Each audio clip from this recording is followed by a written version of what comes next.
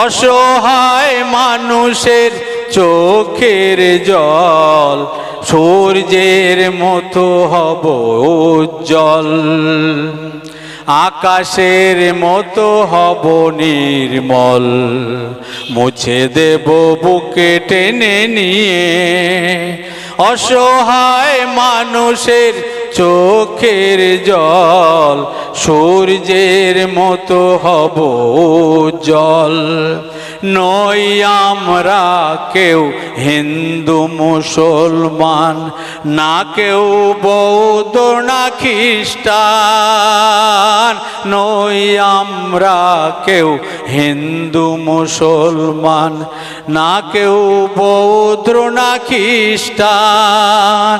আমরা যে শুধু মানব সন্তান, একতাই আমাদের সম্বল।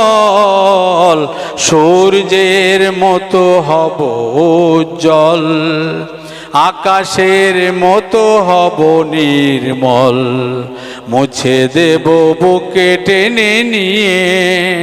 অসহায় মানুষের চোখের জল সূর্যের মতো হব উজ্জ্বল। সমীক্ষা তো হবে, মানুষ বুঝতে পারছে যেটা একটা সেটিং, যে তুই এতটালে আমি এতটালে ছেড়াছড়ি, কিন্তু মেন সমস্যা ঝাঁকক দেখবেন বাঁচানোর চেষ্টা হচ্ছে। এই যে সেটিংটা মানে কি একজনের বাঁচানোর চেষ্টা হচ্ছে, কেউ কোনো তো একজনকে বাঁচানোর চেষ্টা করছে। তো মানুষ জনসাধারণ আশা করছি যে সেটিংটা বুঝেছে এবং আগামী দিন আরও বুঝবে। যদি এই যে সেটিং দিদি মোদির সেটিং মানুষ না বুঝতে পেরেছে, যদি সেই ভোট আবার নিজেদের মূল্যবান ভোট যদি তাদেরকে দিয়েছে, মানুষ ভুগবে আবার 5 বছরের জন্য হাতে কামড়াতে হবে। কেন আজকের 1000 দিনের উপরে চাকরির যোগ্য প্রার্থীরা তারা ধর্মতলায় বসে আছে, তাদের দেখলে কান্না আসবে। কি ঝড় এই বর্ষার সময়, তারা শীতের সময় ওইভাবে তারা মাটি কামড়ে সেখানে পড়ে আছে, তাদের হকের দাবি দিয়ে, তারা হকের চাকরি নিয়ে তারা ফেরত যাবে। আমাদের জনসাধারণের তার লক্ষ্মীর ভাণ্ডারের দিকে না তাকিয়ে, 100 দিনের কাজের দিকে টাকা না তাকিয়ে, তারপর এই ভিক্ষার দিকে না দেয়, তাদের মুখের দিকে চাই, আমাদের সন্তানদের মুখের দিকে তাকিয়ে যদি আমরা ভোটটা দিই, দিনের শেষে দেখবে আমরা সুন্দর সূর্য দেখবো, কর্মজীবন দেখবো, সব কিছু দেখবো। যদি না ভোটটা মূল্যবান জায়গায় আমরা দিতে দেখি, আবার 5 বছরের জন্য। এই যে আইএসএফ 17টা জায়গা প্রার্থী দিয়েছে, তার মধ্যে থেকে সব থেকে হেভিওয়েট জায়গা যেটা, সেটা ডায়মন্ড হবে। এটা নওশাদ সিদ্দিকী দাঁড়াননি এবং মজনুর লস্কর যিনি দাঁড়িয়েছেন, তার মধ্যে কতটা আত্মবিশ্বাস, মানে কতটা জিততে পারে? দেখো, দলের প্রতি তার আত্মবিশ্বাস না থাকলে প্রার্থী দিন, তার কোয়ালিফিকেশন দেখেই প্রার্থী হয়েছে। মানুষ যাকে আমাদের কেন্দ্র কমিটি যাকে চাইছে যে না ইনি যোগ্যবান প্রার্থী, তাকেই দিয়েছে। এমনি চোর ছাড়া করেছে বলো, কোনো অ্যাডভোকেট হয়েছে, অধ্যলাভ করেছে, চাকরির ক্যান্ডিডেটের জন্য হকের মানুষের লড়াই করছে, তারা 1000 দিনের উপরে লড়াই করে গেছে, প্রার্থী হয়েছে। সেই কষ্টটা সে বোঝে, সে কীভাবে ওইখান থেকে জিতে আসতে হয়। মানুষ যদি তার সাথ দিয়েছে সে বুঝিয়ে দেবে। আর কীভাবে মানুষের চাকরি ফিরে দিতে, সে যদি এমপি আর দিল্লি যেতে পেরেছে, মানুষের চাকরি কীভাবে ফেরত দিতে, সে কিন্তু সেই মর্মটা বুঝবে। আমার যদি একটা ডান্সারকে ভোট দিই, একটা গায়িকাকে ভোট দিই, কিন্তু সে মর্ম বুঝবে না। কেন তারা জানে আমার এই জনসাধারণ আমাকে টাকা দিয়ে ভাড়া করে নিয়ে যেত, 1 লাখ 1.5 লাখ টাকা দিয়ে আমি 1 ঘন্টা 8 ঘন্টা গান দিয়ে চলে আসতাম, আমি 1 লাখ 1.5 লাখ টাকা নিয়ে আসতাম। আর সেই মানুষের জন্য আমি ফিরে যাচ্ছি। তাহলে 1-1.5 মাস যখন আমাদের পিছনে এখানে এসে তারা র্যালি করে যাবে, বিরোধীরা মানে সভা করছে, আপনাদের দেখছি কোনো সভা দেখছি না, বড় জনসভা। দেখো, এখনও আগেও বলেছি, এখনও বলছি যে আইএসএফের লোক জনসমর্থন আইএসএফের আছে, তো সেই নিরিখে আমরা এখনও করছি না। মিটিং মিটিং আমাদের কাজ চলছে, ভিতরে ভিতরে প্রচার চলছে, কিন্তু যেটা দলীয় কাজ, দেওয়াল লেখা বা দেওয়াল খ্রিস্টান মারা এইসবগুলো, কিংবা বড় বড় র্যালি করা, আইএসএফ দল আমরা নিজেদের পয়সা দিয়ে আমরা এই দলটা করি। এখনও আমাদের হাতে 1.5 মাস সময় আছে, কম বেশি। আমাদের প্রার্থীও কম বেশি যেদিন থেকে ওই ঘোষণা হয়েছে সেদিন থেকে আমাদের প্রার্থীও নিয়মিত আসছে, আমরা যখন ডাকছি আসছে, ভিতরে ভিতরে প্রচার চলছে। প্রচারটাও বড় কথা না, খেলার ময়দানে বাক্স কারা হারাতে পারবে সেটাই দেখার বিষয়। তবে আশা করছি আমরা প্রচারে আছি, ময়দানে ছিল। এই যে বিরোধীরা অনেকজন প্রশ্ন করছে যে শওকত মোল্লা এবং নওশাদ সিদ্দিকী, এনাদের 15 দিন আগে ওর বিরুদ্ধে বলতে হঠাৎ 15 দিন দেখছেন তারা কেউ কারোর বিরুদ্ধে বলে না। এটা আজকের একেবারে ভাঙড় বিজয়গঞ্জ বাজারের পাশে যে সিপিএমের পার্টি আমি সেই জনসভা থেকে উঠে এসেছেন, কী বলবে? একটা জিনিস ফলো করে, যারা সোশ্যাল মিডিয়া ফলো করে দেখতে পাবেন যে ওর বিরুদ্ধে বলে, ওর বিরুদ্ধে বলে। নওশাদ সিদ্দিকী ভাইজান সবসময় হকের বিরুদ্ধে কথা বলে, চোরেদের গলা টিপে ধরে হকের বিরুদ্ধে কথা বলে। এবার এই হকের কথা, ন্যায্য ন্যায়, ন্যায্য কথা, নিষ্ঠ কথা বলতে গেলে যার গায়ে লাগবে সেটা বিরোধী হবে।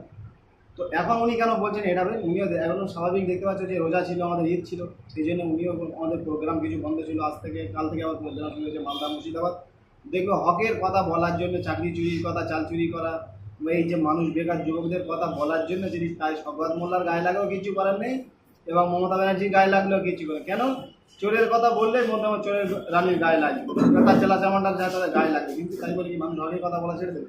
একে অপরের বিরুদ্ধে না, চোরের বিরুদ্ধে বলে সেটা যারা চোর তাদের গায়ে লেগে যায়। নওশাদ সিদ্দিকী ভাইজান হকের কথা আছে, যেভাবে নিজের সিট ডাঁড়া খাড়া করে রেখে লোকের বিরুদ্ধে, হকের বিরুদ্ধে লড়াই করে চলেছে, চোরেদের বিরুদ্ধে লড়াই করে চলেছে। আগামী দিনে দেখতে পাবে সবাই শুরু হয়েছে আর চলবে।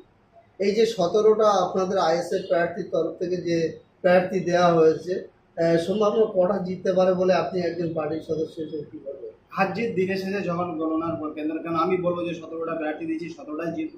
মানুষ আইএসএফকে মন থেকে মেনে নিয়েছেন, তবে আশা করছি 17টা বেশি, আমরা বেশিরভাগ জায়গায় যেরকম বসিরহাট, বারাসাত, শ্রীরামপুর, তারপর গিয়ে ডায়মন্ড, এরকম কিছু কিছু জায়গা আছে, মালদা বলো, মথুরাপুর, বাস, আমরা জানি যেরকম লোকসভায় যেগুলো হয়েছিল সেইগুলো আমাদের জেতা আসনগুলো আমরা জিততে পারি। তবে আশা করছি ভাঙড়বাসীর মতো যদি প্রত্যেকটা যেখানে আমাদের প্রার্থীদের তাদের অনুরোধ করে বলবো যে ভাঙড়ের দিকে একটু ফলো করুন, ভাঙড়ের মানুষের দিকে ফলো করুন, হয়তো কথাটা বলা আমার বড় হবে।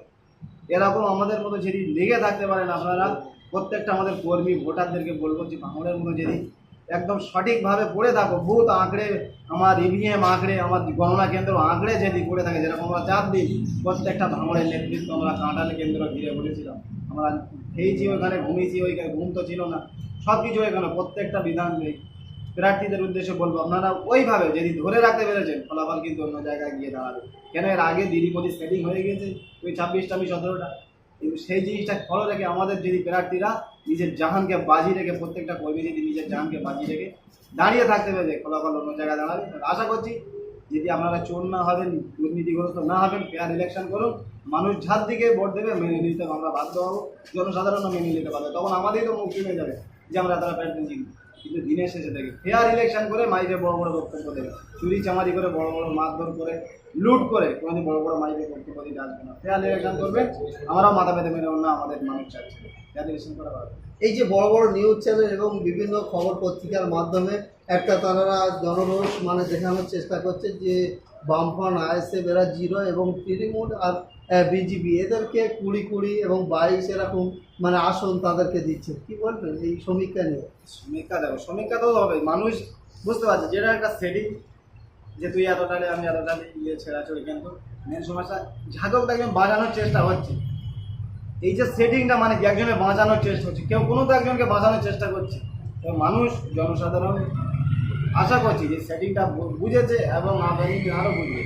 যদি এই যে সেটিং, দিদি মোদির সেটিং মানুষ না বুঝতে পেরেছে, যদি সেই ভোট আবার নিজেদের মূল্যবান ভোট যদি তাদেরকে দিয়েছে, মানুষ ভুগবে আবার 5 বছর।